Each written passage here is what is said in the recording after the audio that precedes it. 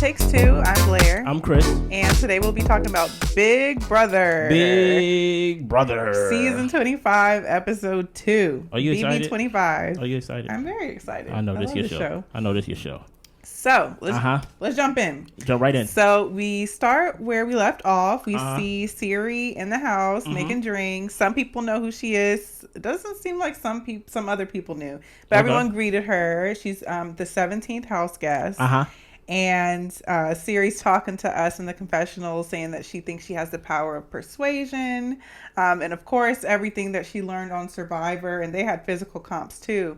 So she's just like ready and thinking that she has the track record to really do good in Big Brother. Everybody think they got the power of persuasion.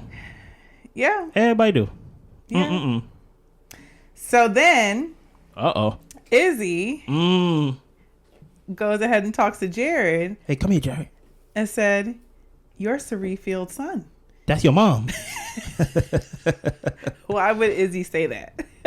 Truth be told, I would have kept that to myself and used that against you. But like you came off as a fan more. She was excited. Exactly. Yeah. And she said it herself that she stalked like the page. Her web page. Yeah, her Instagram and stuff. So I'm like, wow, I didn't know she was like a superstar to these like game shows or like whatever it is. But continue. Yeah. So Izzy and Jared, they end up making a pact for her not to say anything. She said she's not going to tell anybody. They're gold. They're good. So that's where they leave it off. Man, Izzy went over there and was like, "That's your mom." Jared was like, come here. He said, "Don't tell nobody." What do you want? But Jared, if I'm you, Izzy, you better not get on that block ever. Exactly. Because I tell you this right now, I'll be like, "Ma, now's the time. Let's get her out of and here." And don't let her be none the wiser so she don't go around spreading. But the thing that people do too. Okay, go ahead. Teach me. Is when they're on the block. So a couple of things can happen. One thing can happen to where they're giving their speeches of why you should vote for them to stay in the house. That's right before people go in to vote people out. Okay. She could be giving her speech and throw some shade and say like, just so the house knows their mother and son. She could say it then before people actually go in to vote. Oh, so kind of change the persuade, especially if she's on the block. Say she's on the block with Jared or with Siri. Ooh. Then they could definitely use that as being like, "Ooh, we got to split up the mother and the son." I understand. Now, listen here. We getting too much into strategy. Exactly. Let's talk about what happened. Now, the reason why this pack happened. One thing Izzy said was that, "Hey, man, you're not going home. You're not going home. Guess what? I love your mother. You are her son. You're not going home. You can trust me, man." Hey. I hope so. I hope so, too. Continue. All right. So, Jared, he says Ma instead of Siri when they were in the room with Izzy. And Siri was looking like, What are you doing? What the hell are you doing? But then he tells her, like, Izzy already knows, and, Izzy's excited. So all three of them know what's going on, and hopefully Mom's the word. And even Mom was like, okay, but... Exactly. Quiet. Right. So then we get everyone coming into the living room. We're playing a little get to know you better game. Okay. In the midst of that, Corey comes back from the Netherverse. Nether region. Ew. And he comes back with a message saying next week someone will get pulled in. Luckily, he was only there for a short time. Okay. Now that can be really detrimental to somebody's game. How so? If they are pulled away from the Big Brother house in the game for a long period of time, they could miss the veto competition. They could miss strategy. They could miss a lot of stuff that goes on in the house. But can he miss eviction too? I don't think they could miss eviction. Oh, that sucks. But who knows? So this never happened on Big Brother. This is a new twist to where to just pull people out of the game for an undetermined amount of time. Like you're missing making bonds with people, friendships, alliances. Like you could be missing a lot. Okay. So yeah, true. So then we're going around. Just a couple of things that stood out to me. Heisem says he's a nursing assistant. You a liar. He's a doctor. You're a doctor, bro. But I'm cool with that. You don't want everyone knowing what you do, how smart you are, anything like that. That's fair. But but that's a little bit of elitist in my eyes, because just because I'm a doctor doesn't mean I can solve puzzles now. Like, you get what I'm saying? Like, I'm good at being a doctor. That's true, but back in the day, for those who know, here we go. Dr. Will. Who's that? Was one of the best players of all time. So cutthroat, and he was a doctor. Did he win?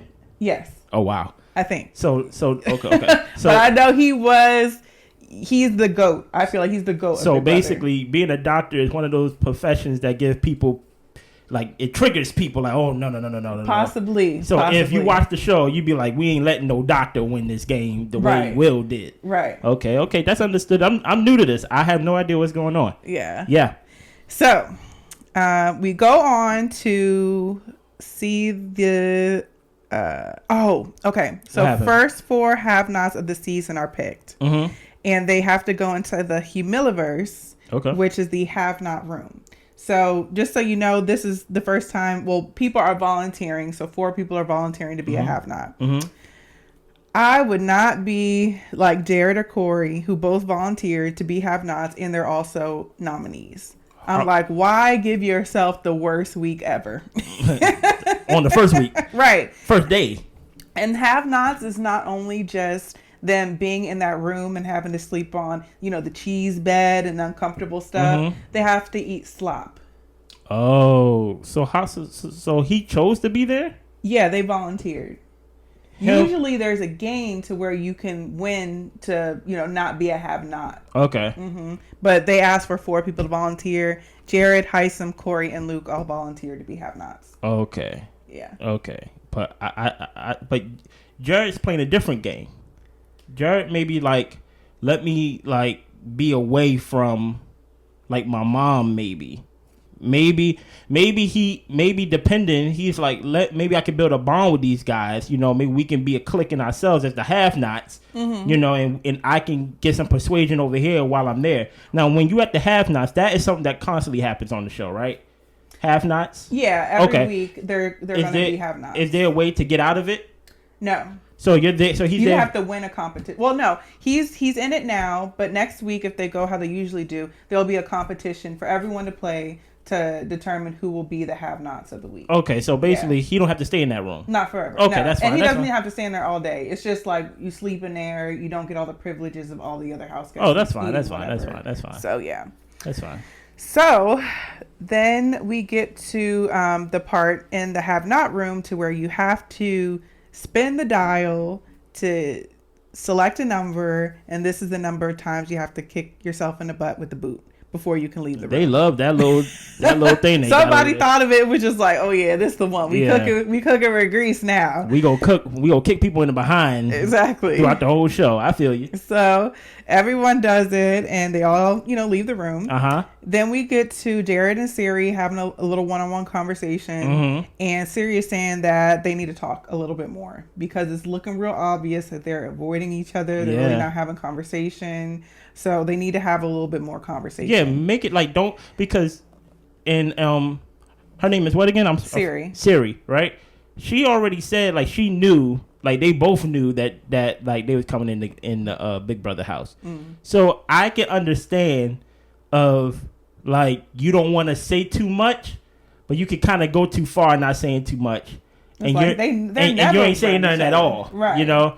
So I kind of understand. She already can. You already can tell she got a feel of people and what people may think. So she's like, yeah, we have to talk and we have to be normal, kind of how we talking now. Yeah. And then Mom, she also tells him to clean up his talking a little bit. Yeah. He said he was talking to somebody and said he would talk to them later, and she was like, people don't need to know who you talking to later. Don't do that all in the open like that. And she basically if I heard you for where I was, somebody else heard you. Right. So you don't want to make it seem like you being too secretive first coming into the game. Look at me sound like a Big Brother pro. Exactly. I haven't seen any of this. But continue. You talking a good talk. Thank you. Yes. So next we have Jared, Luke, Matt, Riley, and Kirsten. And they together are forming the Phalanx 5 Alliance.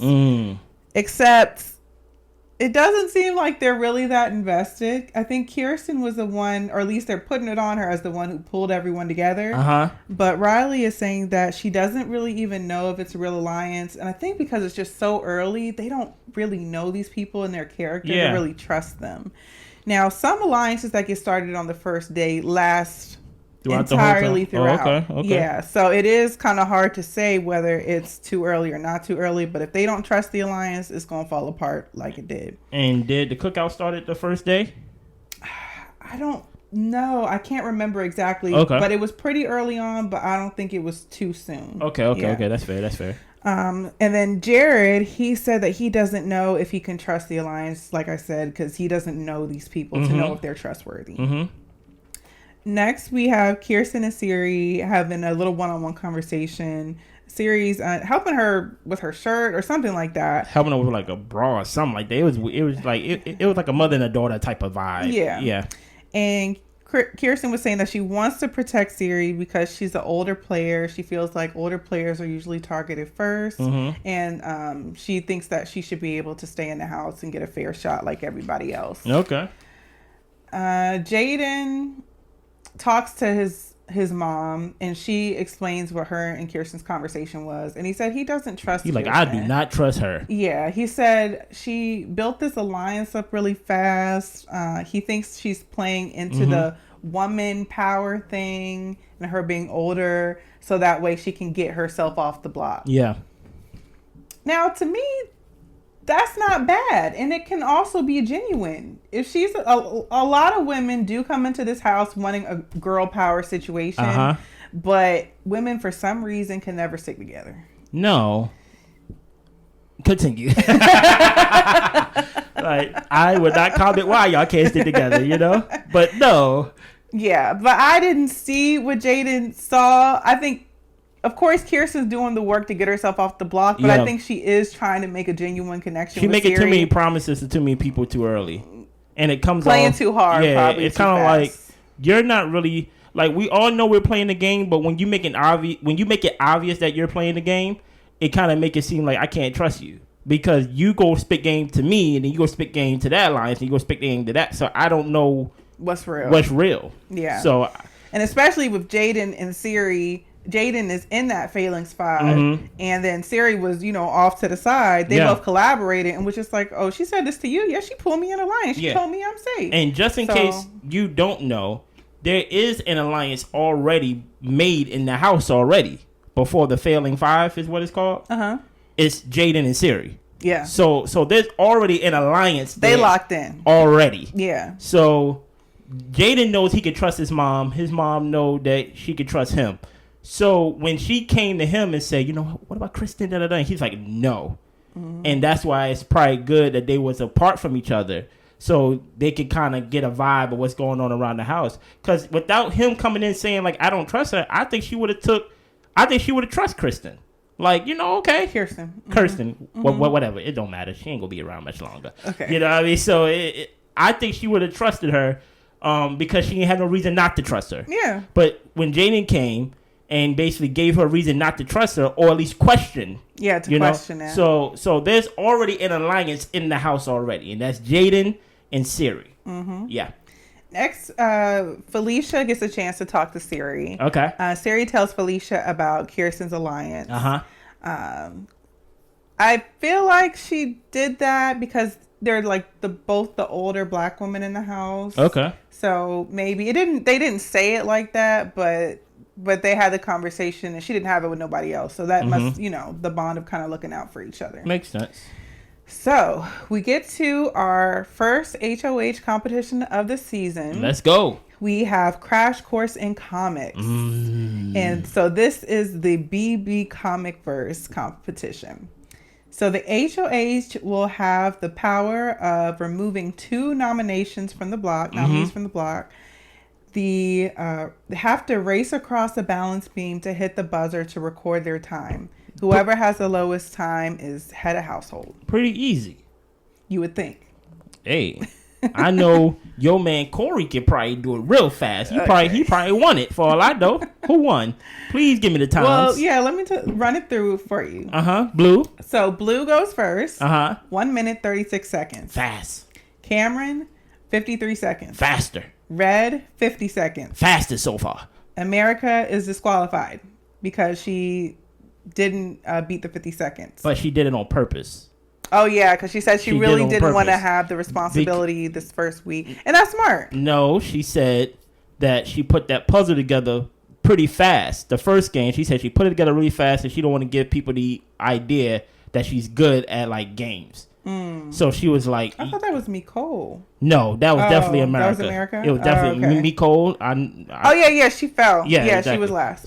So America was like, I don't want to kind of give people the idea that like I'm good at this type of stuff. So she threw it. She threw it on purpose. Yeah, I do remember that. Next, Heisem, 22 seconds, 22.49. Ooh, that doctor/nurse assistant is fast. Right. Bowie Jane, disqualified. Riley, 16.03. That girl is fast, boy. Yes. She was fast. Yes. Izzy, disqualified. Siri, disqualified. Luke, disqualified. Matt, disqualified. Nicole, disqualified. Of course. Jag, disqualified. Riley is the last one standing. Yeah. HOH, congrats, girl. So, Siri is calling Kirsten a loose cannon. She's talking to Riley. Riley spoke to Siri and Felicia and Jared and wants to target Kirsten. Let me clean that up a little bit. Okay, you say that again, please. So Riley, she spoke to Siri, Felicia, and Jared independently. They all are a little bit uneasy about Kirsten. So she comes to the realization, you know what? It sounds like a consensus that Kirsten is probably one of the people I should leave up on the block. Okay, so far she hear from Riley that, hey, I may take you off the block, Jared, basically. Yeah. Okay. Okay. Next, Riley has to figure out a pawn. So if you're not familiar with the lingo, a pawn is somebody you put up on the block next to the person you want them to leave. But really, they not going? Right. Okay. It's like the house knows this is the pawn, but the person we want to leave is Kirsten. But the thing is, pawns sometimes get sent home if the house flips and they don't do what the HOH is asking them to do. That's why some people don't even put me up there. That's why she talked to Corey, and Corey was like, I do want to be taken off. And she's like, well, if we put you up, like, we don't really want you. I don't even want to play like that. Yeah, exactly. Like, basically, I don't even want to take the chance that y'all go to, like, give me the wink deal. Exactly. Take me off the block. And so she decides to, when we get to the nomination ceremony, she decides to take off Jared and Corey. I know Corey's heart is relieved. So, now watch this, though. Felicia's not a pawn, though. Felicia is a pawn. So, everybody know not to vote off Felicia? I don't know if they know at this point, but Riley and the rest of the house guys who know, which is Jared, Siri, Felicia, they have to make their rounds to let people know, hey, we go get Kirsten. We're gunning for Kirsten. Yeah, we're gunning for Kirsten this week. And if everyone is in agreement, which honestly they should be because it's so early, you don't want to be standing out like a sore thumb trying to turn the house a different way. Try to do what with the house? Turn the house a different way. Okay, I try to catch up to. Okay, there we go. Okay, I got you now. So if everyone's in agreement, the next competition we have is the veto competition coming up on Wednesday. Yeah. And either Kirsten needs to win to take herself off. Someone else who is friends with her, who's cool with her, needs to take her off the block. But if everyone in the house is laying low, they should just honestly let the HOH win it so the HOH can do what they want. Wow. Let Riley win it? Let Riley win it. Wow. It's really a game like this. Yeah. But if you win it and say you use it, you've got people against you because you weren't supposed to use it because the house is saying we're getting Kirsten out. But say you keep it and you choose not to use it, you better hope Kirsten's going home because she gonna remember you didn't use that veto on her. She gonna remember you, Riley. Oh, I'm sorry. Kirsten feels betrayed by her alliance. To her, it was a real thing, and she feels like she's in there alone, and she's really sad. I'm gonna tell you something. So, win the veto competition, girl. Yeah, I'm gonna tell you something. Get some friends in the house. Something. It wasn't a real alliance. Yeah. Because everybody left like, okay, yeah, it was cool. Mm-hmm. It was cool. But I want to read something from Xavier Santiago, right? Hey, thanks for commenting. Right? Xavier Santiago 8034, he commented, curious, do you think from a social construct standpoint that dude doesn't stand a chance on the block against 3 people of color to avoid any weird assumptions due to past seasons? Also, I'll be staying tuned with y'all this season. Thank you, Xavier Santiago, for subscribing and staying tuned. Do you think there will be a social type of construct thing that? Well, he was asking about Corey specifically. Okay. Of if there's going to be a social construct issue of basically, say it again, of him being on the block. Let me read it. Do you think from a social construct standpoint that dude doesn't stand a chance on the block against 3 people of color to avoid any weird assumptions due to the past seasons? Of course, this is before we knew Jared and Corey. Before we knew this episode. So this is from episode 1. Yeah. Yeah. Do you want to answer first? No, go ahead. Okay. Well, I feel like I don't think the people in the house care about that. I think everybody is thinking for themselves. Mm-hmm. So I don't think they have the thought or the wherewithal to say, hey, we don't want to vote out the people of color, so Corey, we gotta give you the deuces. Yeah. I think they're just worried about who can they work with, who can they manipulate, who is a good friend, whatever in the house. I don't even think that's something that in the house they think about too much, other than with the cookout where that was the intentional thing. Yeah. I think the whole thing of Big Brother having issues of people targeting people for their race and all that type of stuff is more so something that CBS and Big Brother have to answer to, and which is not their decisions of how everything plays out in the game, but it is kind of a microcosm of the world we live in. Yeah. And so to answer your question, he has a chance in the Big Brother house, whoever he's sitting up next to. It's all about the connections you make. Yeah. I think to Blair's point, she's right. But also, I do think there is there's racist people on the show and stuff like that. Of course, it's not racist in the sense of how you may think or think it is. But it's like, oh, okay, we gonna listen to someone that looks like me or talk like me. You know what I mean? And I think the grand prize is $750,000. Yeah. Every man for himself. Mm-hmm. When it comes to that, there is a social construct, but I don't think it's up to this season to correct past seasons. I don't think that's how they are thinking. No, they're thinking about that money. They're thinking about that money right now and whatever they got to do for that money. Whoever they got to backstab or whoever they got to be in alliance with. You know what I mean?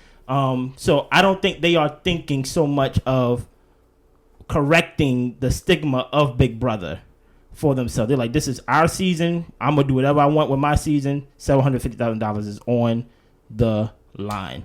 Yeah. Thank you for that question. Continue commenting. If you comment on the show, we would try to feature it on the next show. Anything else, Blair? No, thanks for stopping by. Y'all be good. Bye. Bye.